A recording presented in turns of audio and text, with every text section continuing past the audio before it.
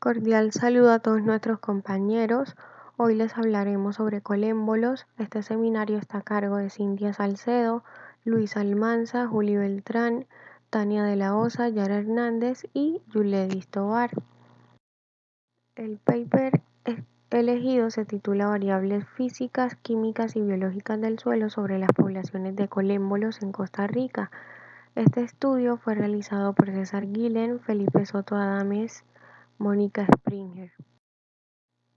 Estos organismos pertenecen al reino Animalia, filo Artrópoda, subfilo Hexápoda, clase Entognata, subclase Colémbola y orden Colémbola. Dentro de la morfología de estos organismos se conocen estructuras como cuerno anal, apertura genital, fúrcula, que son apéndices que le permiten saltar, tubo ventral, un tenáculo, garras, ojos, antenas y órganos postantenas. Estos se hallan aproximadamente entre unos 0 a 10 centímetros de profundidad del suelo y son bioindicadores en los suelos agrícolas y en muchos otros. La mayor abundancia de colémbolos se halla en suelos mecanizados, ya que estos presentan gran cantidad de poros y esto les facilita movilizarse. Cabe aclarar que no todas las especies de colémbolos se hallan en todos los tipos de suelo, debido a que estos se asocian a características específicas de estos, como lo son la acidez.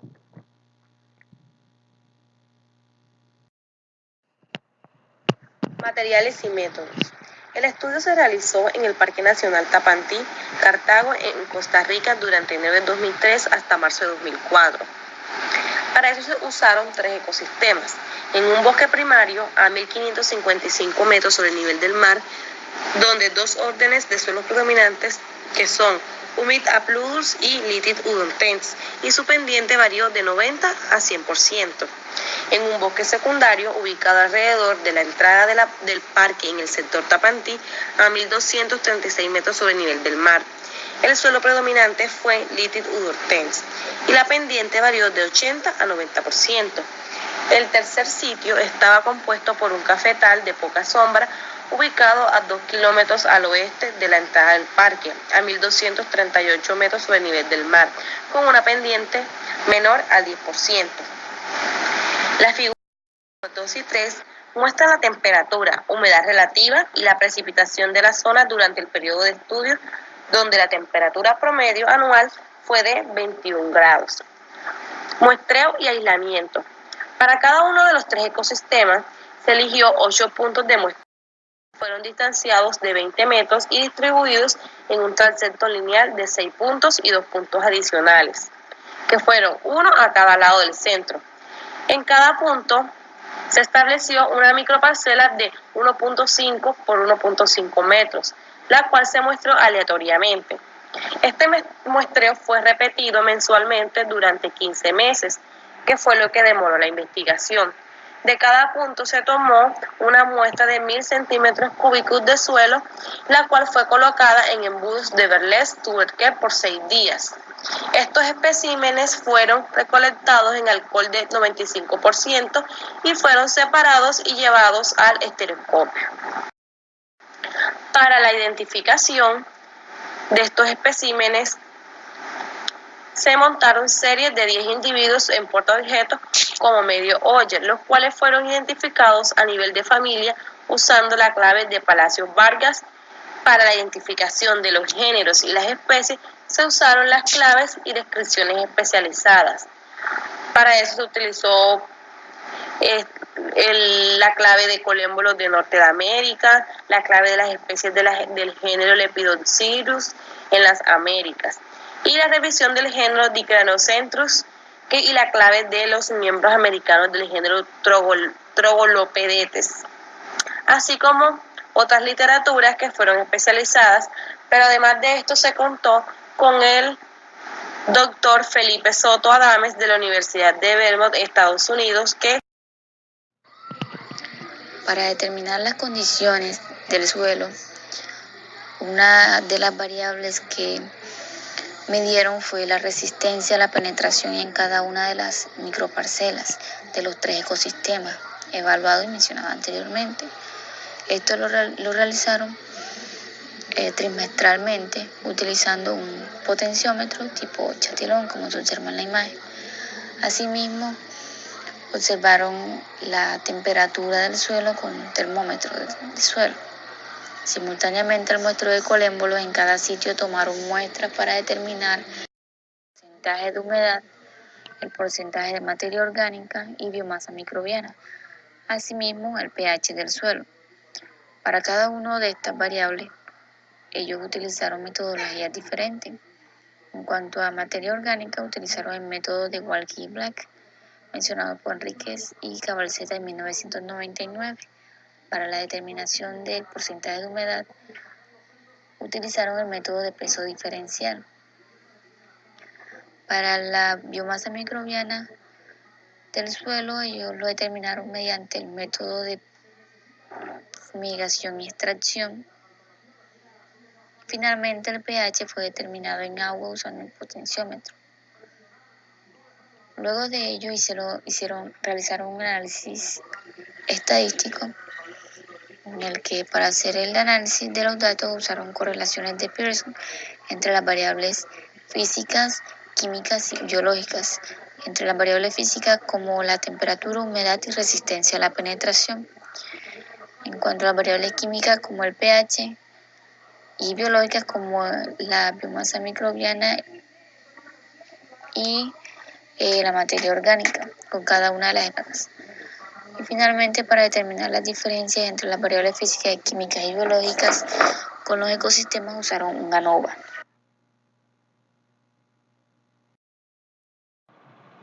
Resultados. Resistencia a la penetración. Se encontró que la resistencia a la penetración fue significativamente diferente en los 3 ecosistemas evaluados.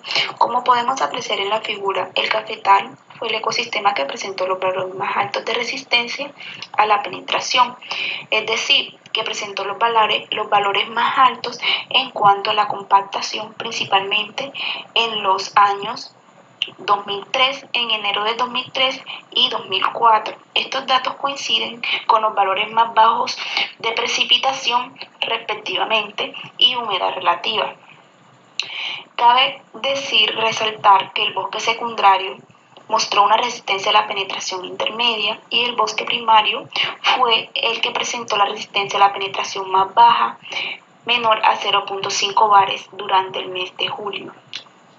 En cuanto a la temperatura, en esta variable se encuentra que la temperatura del suelo en los 3 ecosistemas fue más diferente, es decir, como se aprecia en la imagen, el bosque primario fue el ecosistema que presentó las temperaturas más bajas de los 3 ecosistemas, con valores menor a 15 grados centígrados, mientras que en el cafetal se observa que la temperatura fluctúa alrededor de los 20 grados centígrados y finalmente en el bosque secundario la temperatura fue entre 15 y 20 grados centígrados con una ligera disminución en diciembre. De las variables físicas evaluadas, se encontró una correlación negativa con la temperatura, en donde los valores bajos favorecieron la diversidad y la abundancia de estos colémbolos. En cuanto a este tercer resultado, el pH que corresponde al pH del suelo, el pH fue diferente en los 3 ecosistemas evaluados. Se encontró que de los 3 ecosistemas evaluados, el bosque primario, como se aprecia en esa siguiente imagen, fue el primero que presentó los valores de pH más bajos. En el mes de julio de 2003. Fue en el mes donde el pH aquí reportó los valores más bajos de los 3 ecosistemas, ¿sí? Con un pH de 3.5 en el bosque primario. Contrario a lo sucedido en el bosque primario, el cafetal presentó los valores de pH más altos de 4.8 y 5.2 y el bosque secundario presentó un pH de 4.8, que es un valor constante a lo largo de la investigación, excepto en el mes de julio de 2003, que bajó en 0.5 unidades. Cabe resaltar que de todas las variables medidas, el pH fue el que mostró el mayor efecto sobre la colembofauna.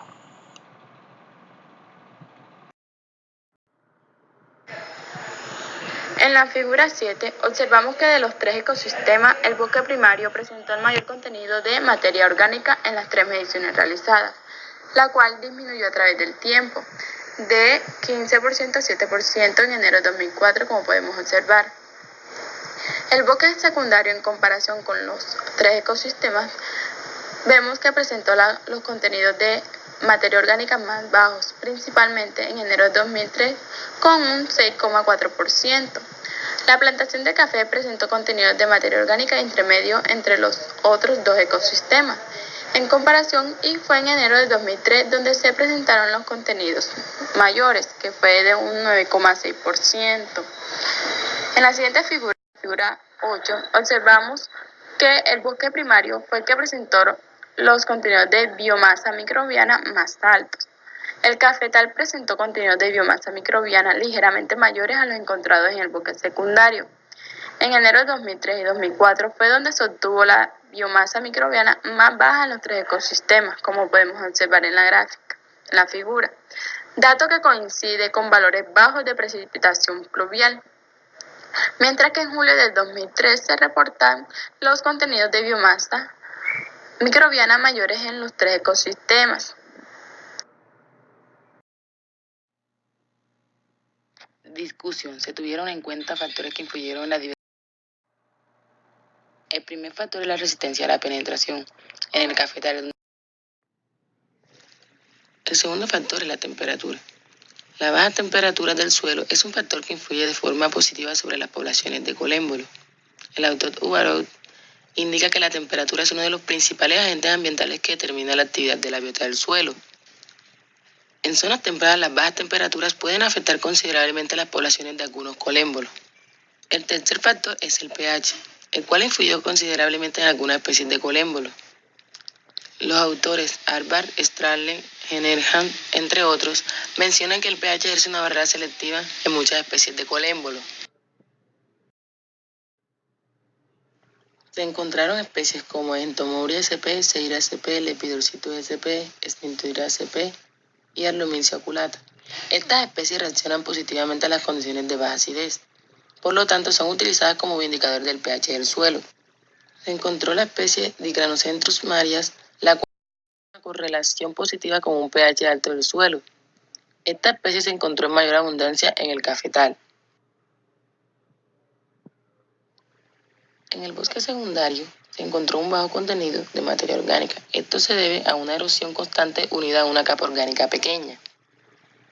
Los autores Kian y Doran, Priya y Smolander encontraron una relación positiva entre los contenidos de biomasa microbiana y la precipitación, pero no con las otras variables ambientales.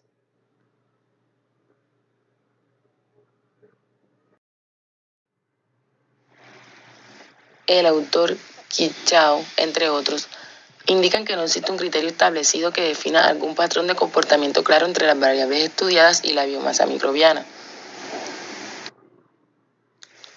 Como conclusión, las variables físicas, químicas y biológicas ayudaron a explicar el comportamiento y la estructura de las comunidades de colémbolos en los diferentes ecosistemas, y que estos pueden ser utilizados como bioindicadores. Muchas gracias por su atención.